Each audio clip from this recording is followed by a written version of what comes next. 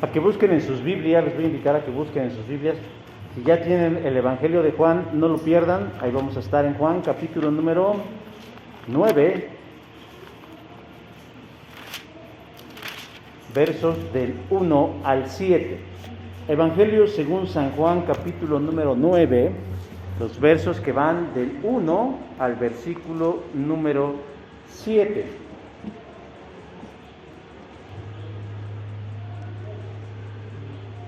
¿Ya lo tenemos? Amén. Vamos a leerlo. Lo voy a leer yo, ustedes síganlo con su vista. El Evangelio según San Juan en su capítulo número 9, los primeros 7 versículos. Yo voy a hacer la lectura solo y ustedes lo van siguiendo con su vista o lo van escuchando. Y dice así la palabra del Señor. Al pasar Jesús vio a un hombre ciego de nacimiento y le preguntaron sus discípulos diciendo: Rabí, ¿quién pecó, este o sus padres, para que haya nacido ciego? Respondió Jesús: no es que pecó este ni sus padres, sino que las obras de Dios se manifiesten en él. Me es necesario hacer las obras del que me envió, entre tanto que el día dura, la noche viene cuando nadie puede trabajar. Entre tanto que estoy en el mundo, luz soy del mundo. Dicho esto, escupió en tierra e hizo lodo con la saliva y untó con el lodo los ojos del ciego. Y le dijo: ve a lavarte en el estanque de Siloé, que traducido es enviado. Fue entonces y se lavó y regresó bien. Les invito a que tomen sus lugares. Espero que nadie traiga COVID, ¿verdad? Si no, les voy a venir a jalar los pies. Un empresario francés abrió un restaurante donde la comida la sirven camareros ciegos y se degusta en una total obscuridad. Los cocineros acostumbran crear platos espectaculares que son una fiesta para la vista y para el paladar. Su dueño, Edouard de Broglie, está convencido del éxito de su restaurante Dans le Noir, que significa en la oscuridad, ya que comer en la oscuridad es una manera perfecta de saborear la comida utilizando únicamente el sentido del gusto. Los camareros son 10 hombres ciegos que conducen a los comensales a una estancia oscura para cenar. Primero, los clientes eligen en una barra iluminada lo que van a querer, aunque el 80% de los clientes opta por el menú sorpresa. Mucha gente comete grandes errores en la oscuridad, porque confunden el atún con la ternera, dijo Broglie. Nicolas Chartier, quien es el gerente de una sucursal en Londres, dice: la experiencia es un poco atemorizante al principio, pero para eso están allí los camareros, para tranquilizar a los clientes, ya que son los mejores en la oscuridad, porque ese es su mundo y se desenvuelven con mucha confianza. Quienes hemos tenido la experiencia de estar en un lugar donde la oscuridad lo envuelve todo, sabe lo que significa estar ahí. Un lugar en donde por más que abramos los ojos y agudicemos la vista, no somos capaces de mirar ni siquiera nuestras manos si las ponemos enfrente. La oscuridad, además de causarnos temor, nos causa inquietud y torpeza al querer movernos como solemos hacer. Y esto se debe precisamente a la falta de visión. Cuando nosotros no miramos con claridad, tropezamos. Pero para alguien que nació invidente, aprende desde muy temprana edad a compensar esa condición. Pero tenemos que reconocer que no es fácil ni es inmediato. sino que le lleva tiempo el poder acostumbrarse y desenvolverse con soltura. Pero mientras lo logra, es sabido que muchos de ellos tropiezan, se golpean, caen e inclusive sufren accidentes al intentar moverse en su entorno más cercano. Creo yo que los que estamos hoy aquí y los que nos verán en este video, no tenemos ni la más remota idea de lo que es vivir en las tinieblas. Porque tal vez hemos estado en un instante, en un momento, pero no sabemos lo que es vivir todo el tiempo en las tinieblas. Pero sí sabemos lo que es vivir en las tinieblas en el ámbito espiritual. ¿Qué son las tinieblas en el ámbito espiritual? Son esos momentos en donde no sabemos el porqué de las cosas. ¿Por qué sucede lo que sucede? ¿Cuál es su explicación? No entendemos mucho de lo que sucede en la vida y pareciera que estamos ciegos, pero del alma y del espíritu. Y solemos dar pasos temblorosos, torpes, y tomamos decisiones equivocadas sin saber si funcionarán o no. En una frase, andamos por la vida como ciegos en la oscuridad. En el mejor de los casos, cuando andamos en esa ceguera espiritual, andamos en la búsqueda de algo que nos dé luz o entendimiento, algo que nos alumbre y nos dé claridad en las ideas. Y entonces preguntamos, buscamos en un libro, le preguntamos a un amigo, a un experto, a un compadre, a alguien que pueda darnos respuesta. Es más, inclusive a veces alzamos nuestros ojos a los cielos y le preguntamos a las estrellas, al universo o al destino que nos diga cuál es el camino. No obstante, a pesar de todas esas cosas, no todo parece ser tan claro como quisiéramos, porque estamos buscando en lugares equivocados. Buscamos la luz donde no la hay, o donde la luz es muy tenue y apenas alumbra un poquito. Y es porque estamos buscando un lugar, cuando en realidad tendríamos que estar buscando a alguien que la Biblia nos dice que es Jesús.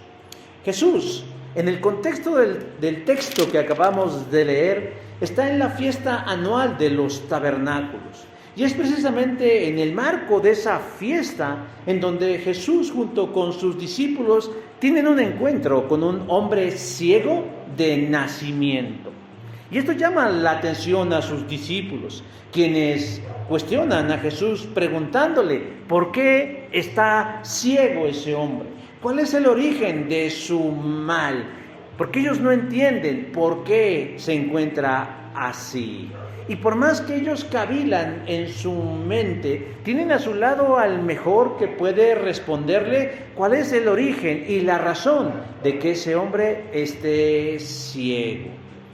Jesús se revela a sus discípulos y les dice: mientras estoy aquí en el mundo, yo soy la luz del mundo. Verso 5. Y Jesús es la luz que necesitamos, que todos necesitamos para no vivir en la oscuridad de este mundo y de esta vida. Y yo quiero invitarlos a todos a que le hagamos al pasaje 3 preguntas fundamentales acerca de la necesidad de la luz y de Jesús como esa luz que requerimos para no caer, para no tropezar, para no vivir con inseguridad o con temor. 3 preguntas fundamentales que necesitan 3 respuestas fundamentales.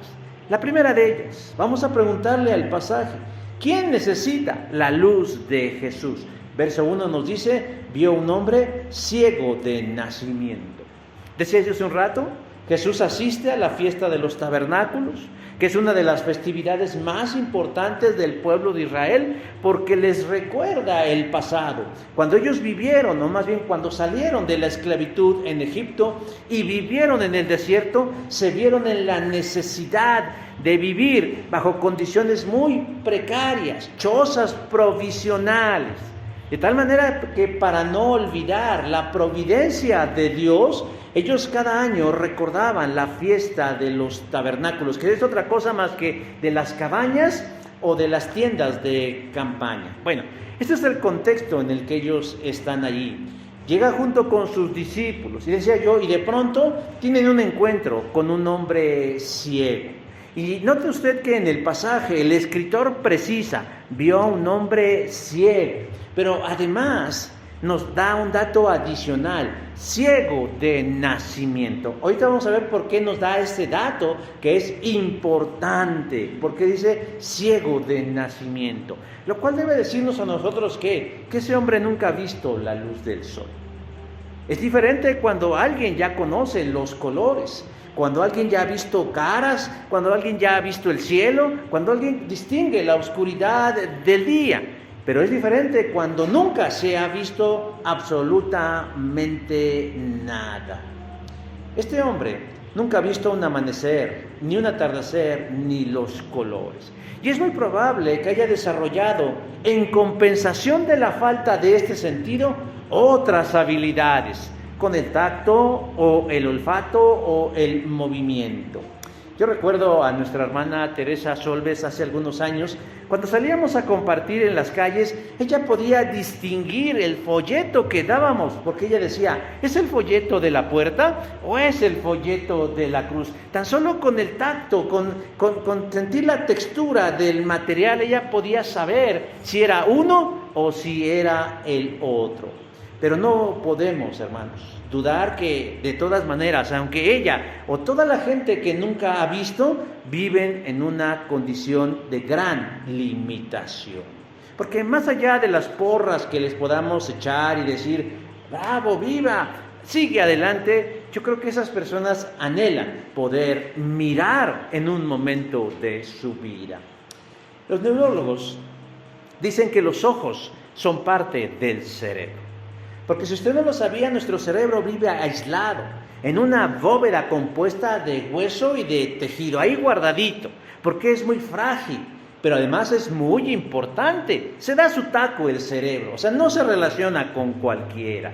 Pero en medio de su aislamiento, el cerebro es tan inteligente que necesita información.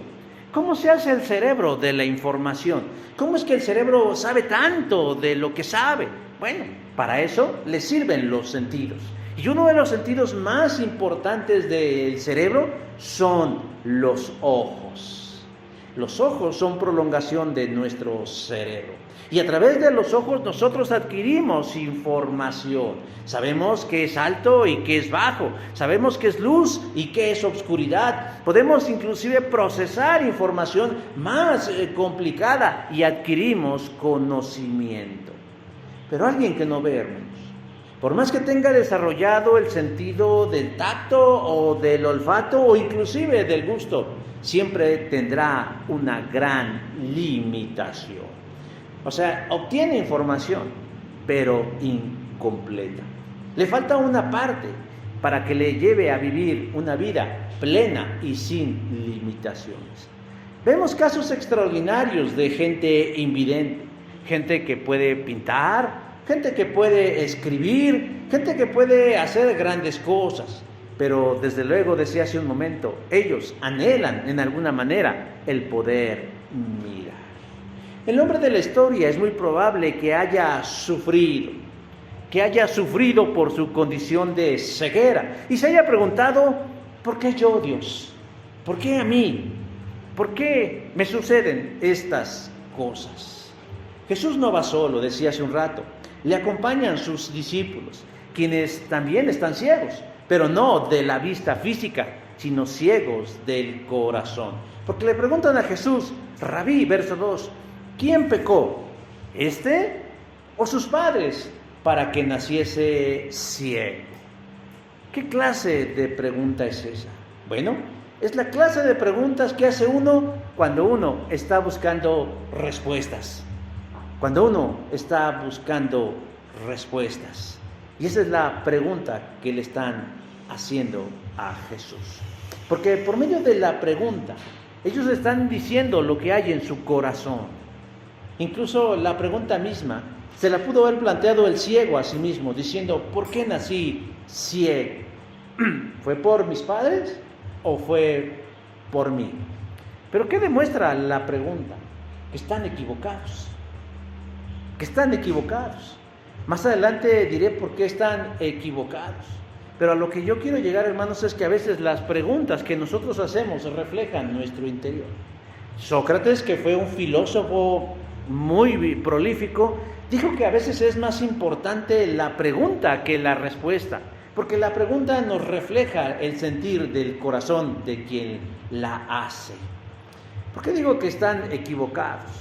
Porque ellos dicen que la ceguera se debe al pecado y le manejan por lo menos dos orígenes. En primer lugar, dice el pecado de los padres. ¿Estará ciego porque sus padres pecaron? Y tal vez ellos están citando la escritura ahí en Éxodo 25 cuando dice: yo, Jehová tu Dios, fuerte, celoso, que visito la maldad de los padres sobre los hijos hasta la tercera y la cuarta generación. En estas palabras nos está diciendo que a veces los hijos pagan por la maldad de los padres. Son lo que algunos llaman maldiciones generacionales, que se transmiten de una hacia la otra. De que algunos dicen, es que, ¿qué estaré pagando? Algunos dicen, en mi otra vida. O algunos más, ¿qué hicieron mis padres para que yo esté viviendo la condición en la que estoy viviendo? Ellos pensaban que el hombre nació ciego por culpa de sus padres. Pero también manejan una segunda posibilidad. ¿O será acaso el pecado del ciego? ¿Será acaso que el ciego pecó? Pero si se dan cuenta lo necio de la pregunta, porque él es ciego de nacimiento. ¿En qué momento pudo haber pecado ese hombre antes de nacer? Bueno, déjenme decir que para los judíos existía una serie de creencias raras entre ellos que dan una explicación a la pregunta de los discípulos. Por ejemplo, había gente que creía que las almas podían pecar antes de venir al mundo. Teológica y bíblicamente eso es imposible, pero bueno, así piensa la gente. Otros pensaban que el bebé podía pecar desde el vientre de su madre. Y también había quienes creían en que había algún tipo de reencarnación y que tal vez estuviera pagando pecados en sus vidas anteriores. Pero bueno, si esto a usted le parece extraordinario, déjeme decir que hay algo más extravagante, porque había quienes decían, no, era un pago por adelantar. O sea, él iba a pecar en el futuro en algo grave y Dios se lo adelantó. Por eso nació ciego de nacimiento. El caso es que los discípulos, dice, hay dos alternativas por las que el hombre es ciego. Por las que el hombre es ciego. Y entonces dice, ¿cuál es? ¿El pecado de los padres o el pecado de él mismo? Sin embargo, déjeme decir que el sufrimiento no siempre es causa del pecado. Aunque el pecado sí causa sufrimiento. Romanos 3:23. Ahorita les explico eso. Pero mientras tanto la pregunta sigue ahí. ¿Quién necesita la luz de Jesús? Aquel que está ciego, aquel que no ve, aquel que vive y anda en obscuridad. Y no solo se está refiriendo a un ciego material, o más bien no es al ciego material al que se está refiriendo el texto, sino al ciego espiritual. Decía hace un rato, creo que ninguno de los que estamos aquí estamos ciegos. Tal vez miramos no tan bien, no tenemos visión 20/20, estos lentes nos delatan. Es más, yo me los quito y ya no sé si es cruz o son cuernos, como en el caso de la piñata. No, sí veo, no, sí los veo, pero los veo con mayor nitidez y uso lentes. Es más, últimamente me he dado cuenta que ya me cuesta trabajo, por ejemplo, bueno, aquí te voy a leer esas letras, pero a veces en algunos casos no alcanzo a mirar. Pero ceguera, propiamente ceguera como tal, no, pero tenemos que admitir que sí somos ciegos espirituales. No sabemos, hermanos, para dónde vamos. No sabemos de dónde venimos. No tenemos muchas respuestas de lo que pasa o de por qué nos pasa. No tenemos respuestas satisfactorias. En este tiempo pandémico, por ejemplo, mucha gente se preguntó ¿por qué? ¿Quién? ¿Cuándo? ¿Dónde? ¿Y qué fue lo que obtuvimos como respuesta? Teorías, hipótesis, suposiciones. Es más, ni siquiera la tan sobreexaltada ciencia nos pudo dar respuesta. Y utilizando al filósofo Heidegger, que decía, la ciencia no piensa. La ciencia nos dice lo que pasa, pero la ciencia no nos dice por qué pasa. O sea, nos dice, es un virus, es un coronavirus, y nos lo describe, y nosotros nos lo imaginamos, y nos dice lo que causa, pero no, nos dice por qué, y no nos dice para qué. Eso no nos lo dice la ciencia. Y entonces el alma de la persona somos más que cuerpo y mente, somos espíritu y queremos respuestas. La gente está en un punto de desesperación. Yo no sé si usted ha escuchado expresiones como me gustaría salir corriendo y ya no saber nada. Es tanta la ansiedad de la gente. Y este es tan solo uno de los muchos signos, claro, de que no sabemos el porqué de la vida. Hay más ciegos, o más bien, hay unos más ciegos que otros, pero todos ciegos. ¿Y cuál es el peor ciego? Según nos dice el refrán, aquel que no quiere ver. Porque todos estamos ciegos, pero hay otros que de plano ciegos, pero además necios, porque no quieren ver. El hombre ciego de la historia es el ícono de la humanidad sin Dios, porque nacemos sin ver y así andamos por la vida. ¿Y sabe qué es lo más lamentable? Que hay gente que termina su estancia en la vida y nunca miró la luz de Jesús. La segunda pregunta que le debemos hacer al texto no es solamente quién necesita la luz de Jesús, sino qué causa la oscuridad y la ausencia de Jesús. Verso 3 dice, ni éste pecó, ni sus padres, mas para que las obras de Dios se manifiesten en él. Los discípulos de Jesús le dan voz a sus pensamientos y preguntan, ¿cuál es la causa de la ceguera? ¿Sus padres o él mismo? Y también nosotros hacemos esa pregunta. Este nació así por sus padres. Siempre le echamos la culpa a los padres, ¿eh? La familia siempre es la culpable de todo lo malo que somos. Y a veces no necesariamente. Pero la otra posibilidad era, bueno, seguramente él, pero bueno, nació. No tuvo oportunidad de hacer algo malo. Pero Jesús da una respuesta que desconcierta. Y que se necesita que pongamos mucha atención en su respuesta. Porque Jesús dice, pues ni este pecó, ni sus padres. ¿Cómo? ¿Ni este, ni sus padres? La gente piensa que todo es fruto del pecado. Y yo decía hace un rato en una forma de silogismo, no todo el sufrimiento es causa del pecado, pero el pecado sí causa sufrimiento. La Biblia dice que la paga del pecado es muerte. Y esto significa que siempre que nosotros hacemos algo contrario a Dios, habrá una mala consecuencia. Y el extremo de esa mala consecuencia, que es la muerte espiritual. ¿Qué significa la muerte espiritual? El alejamiento de Dios. El alejamiento de Dios. Pero decía hace un rato que no todo el sufrimiento es causa del pecado. Porque hay gente que sufre y no ha pecado.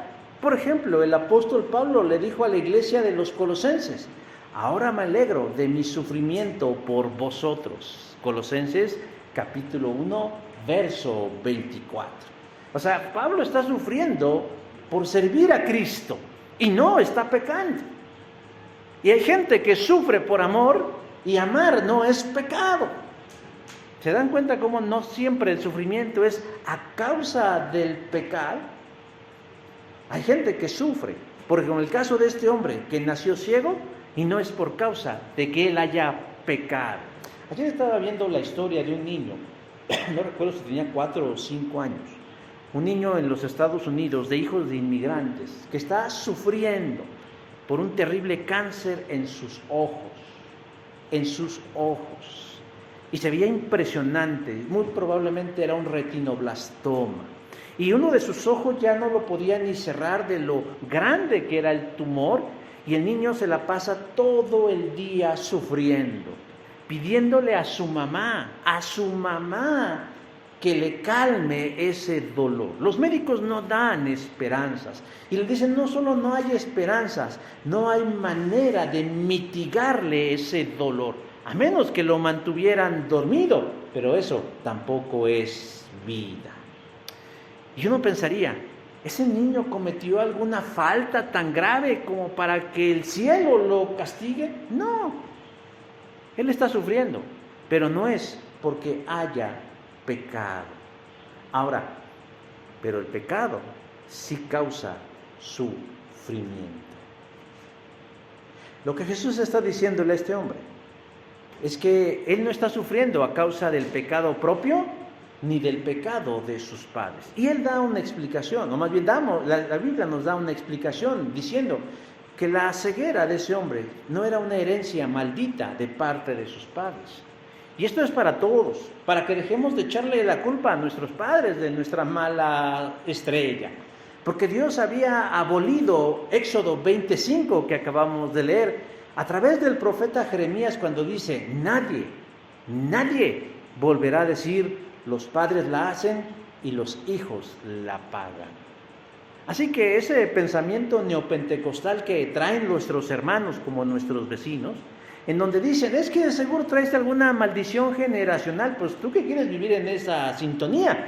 Pero Jeremías 31:9 dice, nadie volverá a decir, los padres la hacen y los hijos la pagan. Dios abrogó esa ley, Dios abrogó esa palabra, diciendo, ahora cada uno es responsable de las cosas que hace.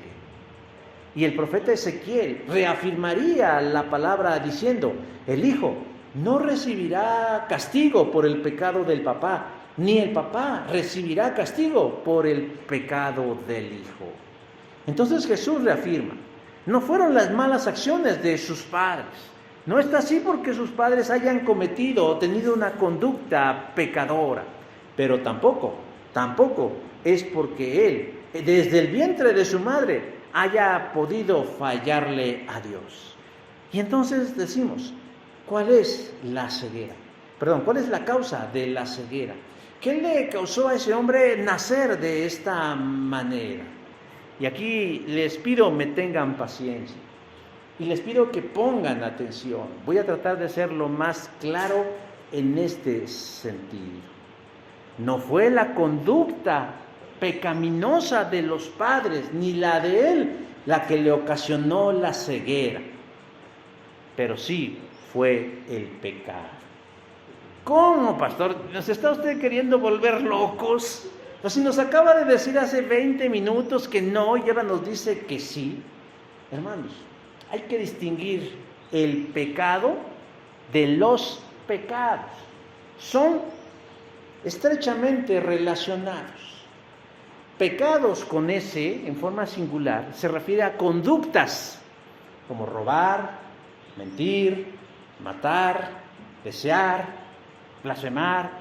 Esas son conductas, son acciones que las personas llevan a cabo, son acciones morales que la gente realiza en su vida. Esos son los pecados. Y no fueron las acciones de sus padres o las de él mismo las que le ocasionaron la ceguera, sino el pecado. ¿Y a qué me estoy refiriendo pecado en singular? A la naturaleza del ser humano, inherente con la que nacemos y que nos lleva a cometer pecados. Dicen por ahí que nosotros no somos pecadores, no pecamos, porque, ahí se me fue el avión. Se me fue. Los pecados son conductas o acciones que se llevan a cabo. De tal manera que nosotros somos pecadores, pero no somos pecadores porque pecamos, sino porque nacemos pecadores. Yo tengo esa naturaleza. Voy a tratar de poner un ejemplo. Un manzanar, un árbol de manzanas. Un árbol de manzanas no se convierte en árbol de manzanas cuando da manzanas. Él ya es un árbol de manzanas. Él desde que, aunque no dé una manzana, él ya es un manzanar. Esa es la naturaleza. No se convierte en manzanar el día que da manzanas.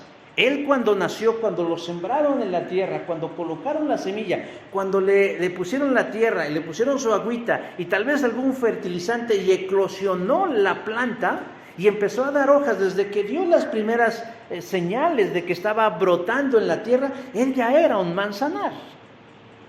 Y creció y se desarrolló, y cuando después sacó hojas y ramas y empezó a dar frutos, no se consolidó como manzanar dando como frutas manzanas, él ya lo era.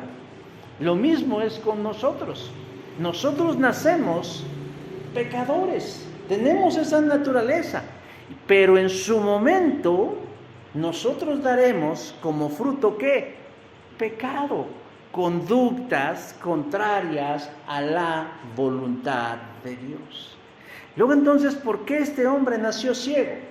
No por las obras o las conductas pecaminosas de sus padres o de él mismo, sino por la naturaleza pecaminosa de toda la humanidad. Este mundo, mis hermanos, está quebrantado, corrupto y caído desde la caída, valga la redundancia, de Adán y Eva. Se quebrantó la comunión entre Dios y los seres humanos y el mundo cayó en un tipo de quebranto moral y espiritual. Por eso hay enfermedades, por eso hay envejecimiento, por eso hay accidentes, por eso hay desastres, por eso hay desgracias, por eso ocurren las cosas malas en este mundo, porque Dios creó este mundo bueno. Si vamos al libro del Génesis, dice Dios vio que todo era bueno, Dios vio que todo era bueno, pero a raíz de la desobediencia del hombre y su mujer, en ese orden, del hombre y su mujer, el mundo cayó en quebranto y corrupción. Y desde entonces todo se desajustó y a partir de ese momento ocurren en este mundo cosas que no debieron haber ocurrido, pero están sucediendo. Porque este niño que les mencionaba tiene ese cáncer de ojo. No está pagando él ningún tipo de maldición. No es porque sus padres también se hayan portado mal, o porque sean latinos, o porque dejen de hacer una cosa o la otra. Es porque así se maneja lamentablemente este mundo imperfecto y quebrantado. Y esa es la respuesta que muchas veces el mundo está buscando. ¿Por qué las guerras?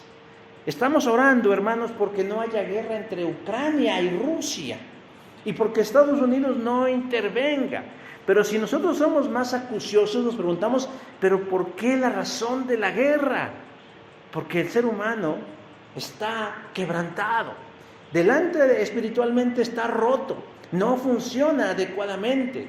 Puede ser el ser más pensante del mundo, pero actúa en base a su naturaleza pecaminosa.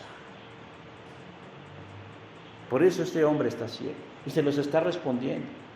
Este hombre no nació así porque su papá o su mamá se hayan portado mal. Este hombre no nació ciego porque él haya hecho algo malo antes de nacer. O porque cargue con una maldición generacional. No. No pecó este ni sus padres. Sino para que las obras de Dios se manifiesten en él. Ahora, tengamos mucho cuidado con las palabras de Jesús, porque alguien podría tomarlas a mal. Porque alguien podría pensar, entonces Jesús las propició. No, Jesús no está diciendo eso. Jesús lo que está diciendo es de que Él sabe que la condición de este mundo es así, que así suceden las cosas. Les voy a recomendar un libro para que les amplíe un poco más esta visión. Cuando cosas malas le sucede a gente buena. No es el mejor libro del universo, pero nos da más idea, porque el rabino que escribe el libro narra su propia historia, claro, la narra desde su propio dolor, pero es una visión interesante lo que él dice. Él tuvo un hijo que nació con esta enfermedad donde las personas se van envejeciendo rápidamente. Él tuvo un hijo viejito, se llama progeria la enfermedad que tuvo su hijo, y murió muy joven, a los 14 años. Y él dice que durante mucho tiempo le preguntó y le cuestionó a Dios, ¿por qué? ¿Por qué? ¿Por qué? Y dice, Dios nunca me respondió el por qué, pero entendí que no había sido Él, que era causa de este mundo imperfecto, que era causa de esta naturaleza quebrantada, que era causa de que el pecado reina en la naturaleza, en los animales, en las personas, en las sociedades, en la cultura, en todos lados reina el pecado. Y Jesús dice, mas para que las obras de Dios se manifiesten en él. ¿Qué significan sus palabras? Si Jesús nos estuviera diciendo, bueno, es que Dios permitió este sufrimiento para que buscaras a Dios, Jesús no merecería ser adorado, no merecería ser seguido y no merecería ser Dios encarnado. Pero Jesús no está diciendo eso. Jesús lo que está diciendo es, bueno, que se entiende que así es el mundo, pero no porque ellos así lo hayan deseado, no porque así Dios lo haya creado, sino porque nos entregó a nosotros en nuestras manos la responsabilidad de este mundo. Y somos nosotros quienes hemos hecho de este mundo el muladar que es. Y claro, le alzamos los ojos al cielo y le decimos, Dios, ¿por qué lo permites? Bueno, porque así lo quisieron ustedes, así lo quieren ustedes. No quieren escuchar el nombre de Dios en ningún lado, solo en las iglesias, y eso, quién sabe. Y ya lo dijo Ruth Graham, la hija de Billy Graham. Sacaron a Dios de las escuelas, hablando en la cultura de los Estados Unidos. Sacaron a Dios de las empresas, sacaron a Dios de las cárceles, porque antes se repartían Biblias y se permitían reuniones cristianas en las cárceles. Sacaron a Dios de todos los campos de la vida social. Y hoy se preguntan, ¿por qué estamos como estamos? Aquí en México, ¿cuál sería nuestro contexto? Que nosotros no permitimos la entrada de Dios en muchos ámbitos. Lo rechazamos la idea de Dios. ¿Por qué? Porque es religión. Es más, existe una máxima. La gente, aunque no esté escrita, tiene una máxima. No hablar de qué, no hablar de fútbol, no hablar de política y no hablar de religión. ¿Por qué? Porque eso genera conflicto. ¿Y sabe que eso ha sido una mordaza peor que el cubrebocas en tiempo del coronavirus? Porque no queremos tener conflicto con la gente para hablar de Dios, porque eso crea conflicto. Y hay gente hasta que te lo dice, no vamos a hablar de religión porque nos vamos a pelear. Pues vamos a pelearnos, porque a lo mejor en ese pleito te salvas. Porque a lo mejor en esa discusión te llega la luz y el entendimiento. Vamos a incomodarnos un poquito, vamos a definirnos. ¿No lo dice así su presidente? Vamos a definirnos. Pues definámonos. Yo creo en Dios. Es más, se invoca mucho el Estado laico. Nos dicen, es que México es un Estado laico. Bueno, una cosa es el Estado laico y otra cosa es que las personas dejen de ser lo que son. Y también ese ha sido a la larga un arma de doble filo. Porque si por un lado ha evitado que un grupo religioso tome el control del gobierno, por el otro ha evitado que la verdad de Dios cristianice nuestra sociedad. ¿Pero a qué se debe todo esto? ¿A qué hemos sacado a Dios? Pero entonces Jesús dice, no es que haya pecado ni sus padres, sino para que las obras de Dios se manifiesten en él, diciendo, bueno, son situaciones que pasan, fortuitas que pasan, pero las vamos a utilizar a nuestro favor, porque aún en medio de todo esto podemos sacar algo bueno. Yo no sé si ustedes se han puesto a pensar, pero el mal promueve la obra de Dios, porque donde hay mal, ahí puede manifestarse Dios. Porque donde hay enfermedad se puede manifestar Dios. Porque donde hay pobreza se puede manifestar Dios. Porque donde hay conflicto se puede manifestar Dios. Porque en la oscuridad se puede manifestar Dios. El mal no lo sabe, pero en el mal promueve la obra de Dios. Dios no crea ni manda las desgracias, pero se sirve de ellas para manifestar su presencia y su poder. ¿Quién causa? ¿Quién causa? La oscuridad ¿Y la ceguera? El pecado, el mal que existe. Ahora, esto nos lleva a la tercera pregunta. ¿Y cómo recibimos entonces luz en medio de la oscuridad?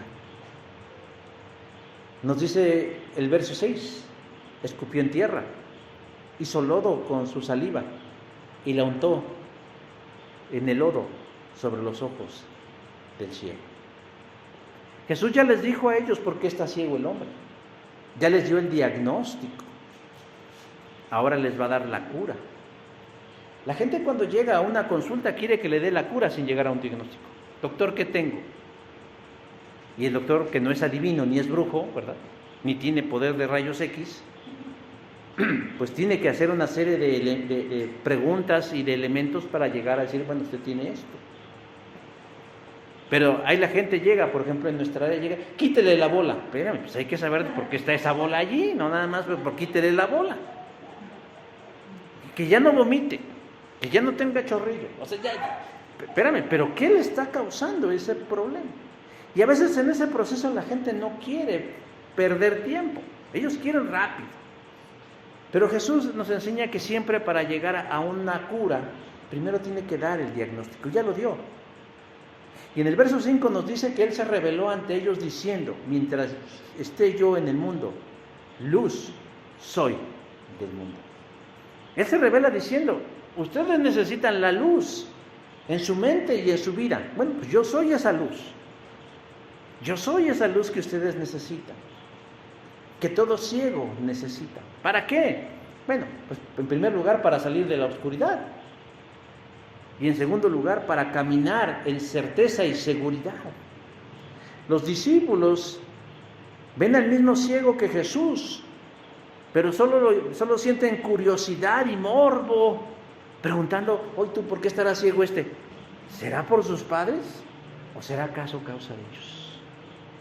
Yo no sé si ustedes se han percatado cuando ocurre un accidente automovilístico.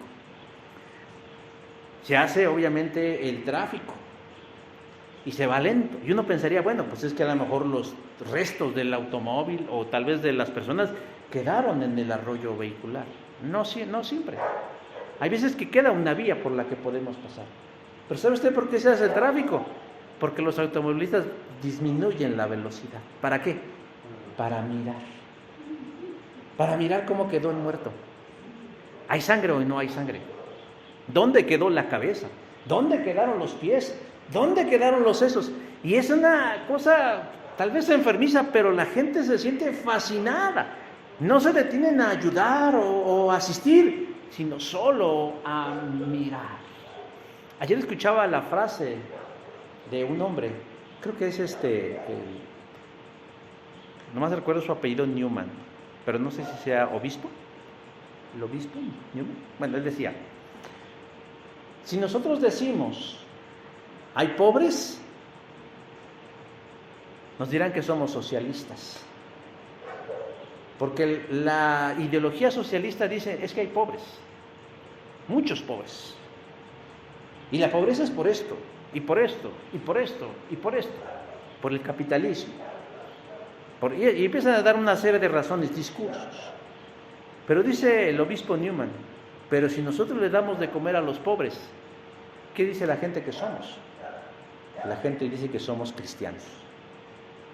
Eso es lo que hace la diferencia entre las ideologías y la fe. La fe únicamente habla y dice, esta es la razón de la por qué estamos así. Pero la fe cristiana dice, bueno, sí están así, pero hay que hacer algo por sacarlos de allí. Hay que actuar. Y en este caso estos hombres están tan ciegos como el ciego, porque solamente lo miran y dicen, pues está ciego. ¿Y por qué estará ciego? ¿Quién sabe? Yo creo que sus padres eran unos malvados, o eran unos pervertidos, o eran unos pecadores, o a lo mejor él, desde el vientre de su madre, le daba pataditas a su mamá y le pellizcaba el cordón umbilical, o le enseñaba la lengua ahí desde el ultrasonido, no sé, o sea, cosas así. Pero el punto, hermanos, es de que ahora Jesús va a dar la respuesta. Dice, mientras yo esté en el mundo, luz del mundo soy. O sea, yo soy la respuesta. Yo soy lo que este hombre necesita. Pero no solo lo que este hombre necesita, sino lo que ustedes necesitan. Ahora, ¿se habrán dado cuenta de algo? Espero que sí. Que el hombre no ha dicho una sola palabra. Que el hombre no ha dicho nada en relación de Jesús. No le ha pedido nada como Bartimeo, que es otro ciego del Nuevo Testamento que quería estar con Jesús. Aquí vemos algo importante. Muchas veces nos han dicho que es necesaria la fe para los milagros. Nuevamente me refiero a algunos grupos cristianos donde dicen, es que no tuviste fe, por eso no obtuviste tu milagro. Bueno, pues eso es tener una visión muy pequeña acerca del poder de Dios. Aquí el hombre no está pidiendo nada. Nada, él no está diciendo nada. Simplemente cuando Jesús dice, yo soy la luz del mundo, dice que procedió a la acción. Escupió en tierra. Hizo lodo con la saliva y untó el lodo sobre los ojos del ciego. Me llama la atención cómo es que Jesús nunca sanó 2 veces de la misma manera. Que Jesús nunca hizo una maravilla de la misma forma.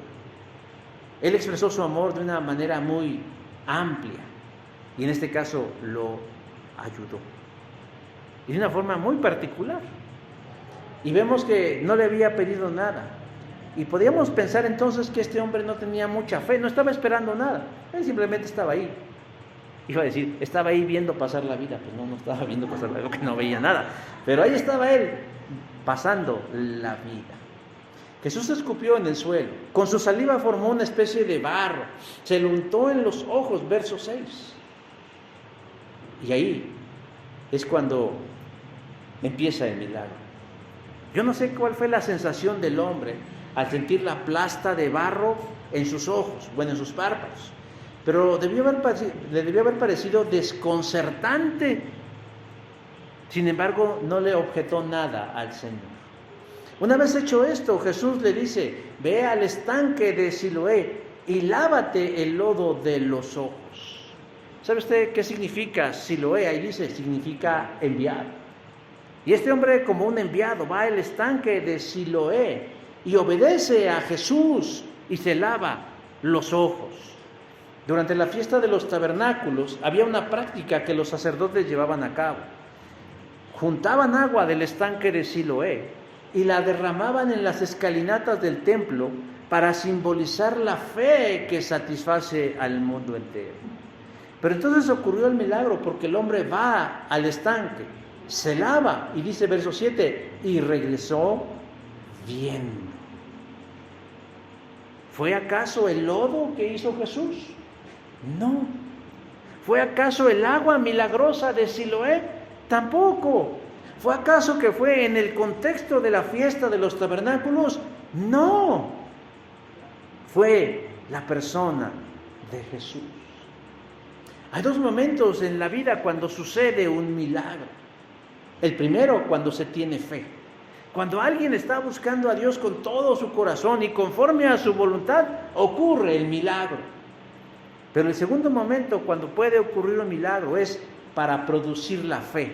Cuando la gente no tiene fe, cuando la gente no espera ya nada, ocurre la fe. Y entonces Dios, con la intención de producir fe en la gente, obra un milagro. Porque este hombre, no sé si escuchó el diálogo entre Jesús y sus discípulos, porque era ciego pero no sordo. Pero a lo mejor estaba tan lejos que no pudo percibir la intención y el contexto del diálogo. Y si el texto no nos dice que él se acercó a Jesús o que lo buscara o algo así, podemos suponer con mucha certeza que el hombre no tenía fe. O sea, él ya no esperaba mirar. Tal vez ya se había hecho la idea que nació ciego, vivió ciego y moriría ciego. Pero, ¿qué hizo la diferencia en la vida de ese hombre? La presencia de Jesús, la presencia de Cristo en ese momento. ¿Por qué? Porque Jesús es la luz que nuestra alma, que nuestra mente, que nuestro espíritu necesita para salir de la oscuridad. Ese día Jesús le devolvió la vista física, porque él pudo mirar por primera vez, pero no solo le devolvió la vista, ¿Sabe qué más le devolvió? O más bien, ¿qué le dio? La vista espiritual. Porque si siguiéramos leyendo el texto, dice, entonces los vecinos y los que antes le habían visto que era ciego decían, ¿no es este el que se sentaba y mendigaba? Unos decían, él es, y otros, se le parece. Y él dijo, yo soy el ciego. Y le preguntaron, ¿cómo fueron tus ojos abiertos? Y respondió, dijo, aquel hombre que se llama Jesús hizo lodo, me untó los ojos y me dijo, ve al Siloé y lávate. Fui, me lavé y recibí la vista. No solo miró con los ojos físicos, sino miró con los ojos del cielo. Porque dijo, ¿qué? ¿Quién te sanó? Ese hombre que se llama Jesús. Qué extraordinario saber que él pudo mirar a Jesús, ya no como un personaje, sino como la luz que su vida necesitaba. Helen Keller fue una mujer que nació con varias discapacidades. Hubo quien dijo que ella vivía encerrada en sí misma, porque era sorda, porque era muda, porque tenía parálisis cerebral, pero además era ciega. Y sin embargo fue una prolífica escritora. Pero ella dice algo al respecto que debe sacudir nuestras vidas. Una vez le preguntaron qué era lo peor que le podía pasar a una persona y ella dijo, lo peor que le puede pasar a una persona es ver y no tener visión. ¿Qué significan estas palabras? El hombre nació ciego de nacimiento y necesitaba mirar, pero llegó Jesús y le devolvió la visión. Pero no solo de los ojos físicos, sino de los ojos del alma. Algunos, más bien los que estamos aquí, no somos ciegos físicos, pero tal vez sí somos ciegos del alma. Y lo que yo quiero que hoy nos vayamos es con la idea clara de que Jesús quiere manifestarse en sus vidas, llegar a ser la luz que ilumina su camino, para que anden en certeza y confianza en esta vida y por la eternidad. ¿Cómo podemos hacer eso posible? Sencillo, pedírselo, y Él lo concederá. Porque Él tiene más interés que incluso nosotros mismos, porque miremos y nos alejemos de la oscuridad. Amén. Les invito a que cierren sus ojos y que hagamos una oración a Dios diciendo primero, gracias Dios, en esta hora de la tarde, por la exposición de tu palabra, de este mensaje, que lo que busca únicamente es llenar de Cristo a las personas, llenarlos de verdad y de certeza en su camino. Te rogamos Dios, te agradecemos Dios en esta hora, porque sabemos que tú estás hoy aquí en medio de nosotros, y rogarte que te manifiestes grandemente en nuestras vidas. Y si hay alguien que en su vida se reconoce como ciego espiritual, como que no ha visto nunca la luz de la verdad y de la vida, en esta hora, Señor, tú puedas concederle el don de la vista del Espíritu, de la vista del alma, de la vista de la eternidad.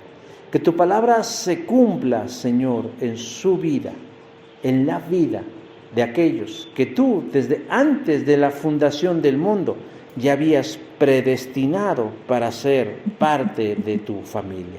Pero sé tú, Dios, el que hable a sus corazones, que seas tú el que convenza sus vidas y que mueva sus voluntades para poder tener este encuentro de luz contigo, Jesús. Gracias, Padre, precisamente en ese nombre hermoso y maravilloso. Amén.